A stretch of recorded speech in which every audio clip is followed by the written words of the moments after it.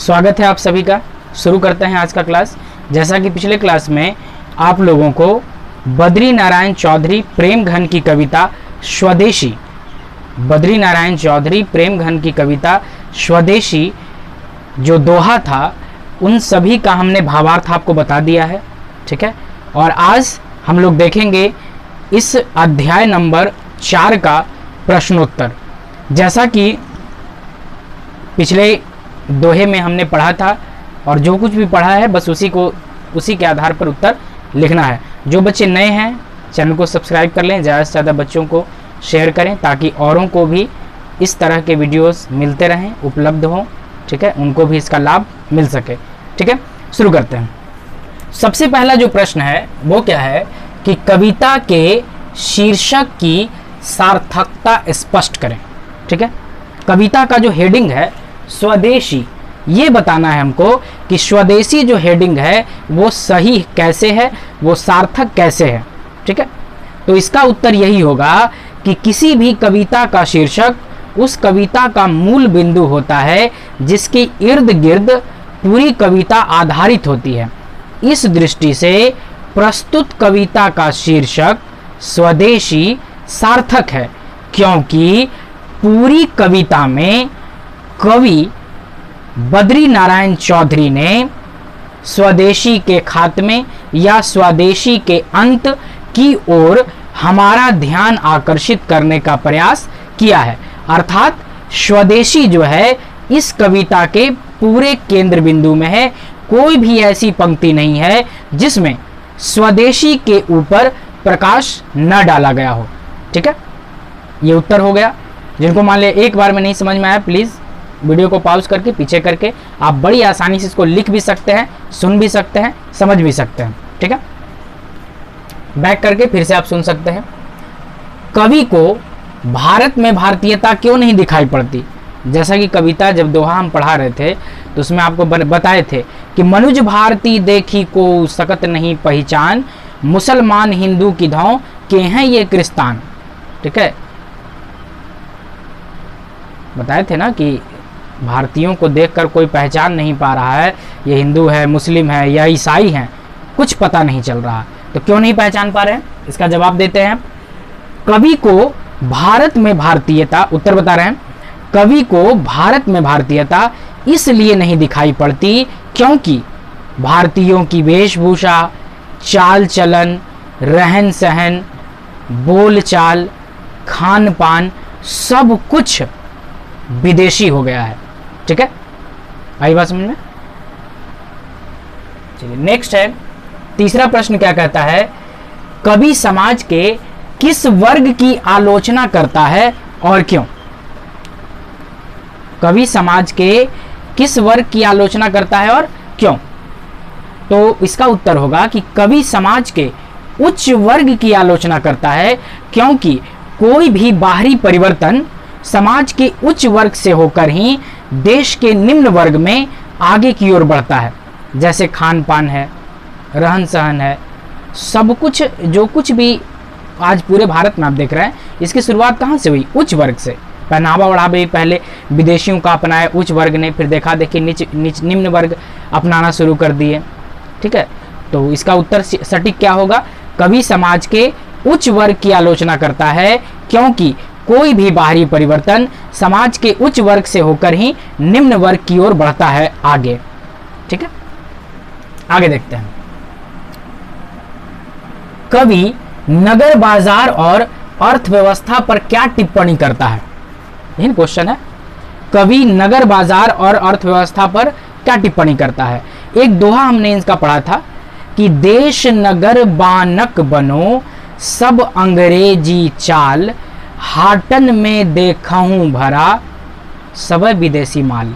है ना, तो देश नगर पर क्या टिप्पणी करते हैं वही बताना है। तो इसका उत्तर क्या होगा? कवि नगर बाजार और, उत्तर बता रहे हैं, कवि नगर बाजार और अर्थव्यवस्था पर टिप्पणी करते हुए कहता है कि देश के नगरों का रूप बिगड़ गया है, बाजारों में विदेशी वस्तुएं, विदेशी सामान भरे पड़े हैं और हमारी अर्थव्यवस्था पूर्ण रूप से विदेशी के चंगुल में फंस गई है। ठीक है, ये इसका उत्तर हुआ। पांचवा प्रश्न क्या कहता है, नेताओं के बारे में कवि की क्या राय है। पांचवा प्रश्न यही है कि नेताओं के बारे में कवि की क्या राय है। तो कवि की राय तो आप दोहा में ही पढ़ चुके थे। नेताओं के विषय में कहा था ना कि जिनसो संभलत सकत नहीं, तन की धोती ढीली ढाली, देश प्रबंध करेंगे वे, यह कैसी खाम ख्याली। है ना, नेताओं पर यही टिप्पणी था ना। चलिए इसको उत्तर देखते हैं, पहले समझ लीजिए, फिर से एक बार बता देते हैं। नेताओं के विषय में उन्होंने क्या कहा था कि जिन नेता से अपना धोती नहीं संभल रहा है, अपना इज्जत प्रतिष्ठा नहीं बचा पा रहे हैं, वो नेता देश क्या बचाएंगे। ठीक है, देश क्या संभालेंगे। हमें इस खाम ख्याली में, हमें इसे कपोल कल्पना में नहीं रहना चाहिए। चलिए देखते हैं क्या है नेताओं। तो इसका उत्तर होगा, नेताओं के बारे में कवि की यह राय है कि जो नेता अपनी इज्जत, अपना प्रतिष्ठा, अपना मान सम्मान, कॉमा देते जाइएगा, अपनी इज्जत, अपना प्रतिष्ठा, अपना मान सम्मान नहीं बचा पा रहे, हमें उन नेताओं के भरोसे देश को नहीं छोड़ना चाहिए। ये नेता देश भी नहीं संभाल सकते। ठीक है, ये उत्तर हुआ। अगला है, कवि ने डफाली किसे कहा है और क्यों। कवि ने डफाली किसे कहा है और क्यों। ठीक है, कवि ने डफाली किसे कहा है और क्यों। इसमें भी एक पंक्तियां थी कि करत खुशामद झूठ प्रशंसा मानहु बने डफाली। उससे पहले क्या था पंक्ति कि दास वृत्ति की चाह चौदिसी चारहु बरन बढ़ाली, करत खुशामद झूठ प्रशंसा मानहु बने डफाली। तो इसी का उत्तर हम लोग को देना है कि कवि ने डफाली उन लोगों को कहा है जो लोग अपना काम बनाने के लिए दूसरों की तारीफ करने में, दूसरों की झूठी प्रशंसा करने में लगे रहते हैं। ठीक है, कवि ने डफाली उन लोगों को कहा है जो लोग दूसरों की तारीफ करने में या दूसरों की झूठी प्रशंसा करने में लगे रहते हैं। ठीक है, और इसके बाद फिर आ गया वही व्याख्या करें का प्रश्न।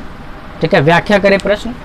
क्या है प्रश्न, मनुज भारती देखी को सकत नहीं पहचान। यानी इसका मतलब क्या हुआ कि भारतीय आदमी को देखकर, भारत के मनुष्य को देखकर कोई पहचान नहीं पा रहा है। ठीक है, तो चलिए व्याख्या करने में आपको बता चुके हैं कि पहले जो है आपको ये बताना होगा कि कविता ली कहाँ से गई है, कविता के कवि कौन है। ठीक है, इसकी चर्चा। तो लिखिए, इसका उत्तर होगा कि प्रस्तुत पंक्ति हमारी पाठ्य पुस्तक गोधूली भाग 2 के काव्य खंड से ली गई है, जिसकी रचना कवि बद्री नारायण चौधरी प्रेमघन ने की है। ठीक है, हो गया। इसके बाद पैराग्राफ चेंज होगा, पैराग्राफ चेंज कर लीजिएगा। पैराग्राफ चेंज करने के बाद लिखाएगा कि प्रस्तुत पंक्ति के माध्यम से कवि प्रेमघन कहते हैं कि आज भारतीय मनुष्य को देखकर कोई पहचान नहीं पा रहा है। ये बता पाना मुश्किल हो रहा है कि कौन हिंदू है, कौन मुस्लिम है और कौन ईसाई है। ठीक है, नेक्स्ट है ख प्रश्न। ख क्या है, अंग्रेजी रुचि। ख प्रश्न, अंग्रेजी रुचि गृह सकल वस्तु देश विपरीत। कभी क्या कहते हैं, अंग्रेजी रुचि गृह सकल वस्तु देश विपरीत। मैंने बताया था इसका अर्थ कि आज भारतीयों की रुचि जो है विदेशी वस्तुओं में बढ़ गई है और आज घर का सारा सामान क्या हो गया, विदेशी। हम एग्जाम्पल दिए थे आपको, यहाँ तक कि भगवान भी विदेशी हो गए, लाफिंग बुद्धा। ठीक है, चलिए इसका उत्तर क्या होगा कि प्रस्तुत पंक्ति हमारी पाठ्य पुस्तक गोधूली भाग 2 के काव्य खंड से ली गई है, जिसकी रचना कवि बद्री नारायण चौधरी प्रेमघन ने की है। फिर पैराग्राफ चेंज करके लिखाएगा कि प्रस्तुत पंक्ति के माध्यम से कवि घनानंद कर रहे हैं, कवि प्रेमघन, घनानंद नहीं प्रेमघन, कवि प्रेमघन कहते हैं कि आज भारतीयों की रुचि विदेशी वस्तुओं में बढ़ गई है और भारतीयों के घरों का ज्यादातर सामान क्या हो गया है, विदेशी हो गया है। ठीक है, यही इसका उत्तर हुआ। फिर अंतिम जो प्रश्न है ये थोड़ा रचनात्मक प्रश्न है।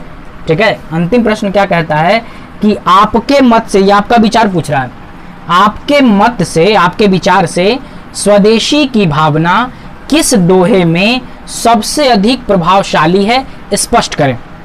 तो हम जब आपको 10 दोहे पढ़ाए तो आपको 10 दोहों में सबसे ज्यादा कौन सा दोहा प्रभावित किया ये आपको लिखना है। तो सुन लीजिए सभी बच्चे, ये क्वेश्चन जो है आपके लिए होमवर्क है, ठीक है, क्योंकि ये आपका विचार पूछ रहा है। 10 दोहों में जो दोहा आपको अच्छा लगता है आप उसमें इसमें उत्तर में जो है वो दोहा लिख दीजिएगा और नीचे जो है उसका अर्थ लिख दीजिएगा। और अर्थ हम आपको पिछली वीडियो में दे चुके हैं, अगर नहीं देखे हैं तो पिछला वीडियो जाकर देखिए। एक एक दोहे का अर्थ जो है हम आपको बता चुके हैं, ठीक है। तो इस वीडियो या आज की क्लास के लिए इतना ही। आगे इसी तरह के वीडियोस के लिए जुड़े रहिए शशि सर ऑफिशियल चैनल पर, ठीक है। और नेक्स्ट हमारा जो वीडियो होगा वो होगा 5वें अध्याय पर, कवि परिचय, फिर उसके बाद कविता और फिर उसके बाद प्रश्नोत्तर, ठीक है। तो आज के लिए इतना ही। जय हिंद।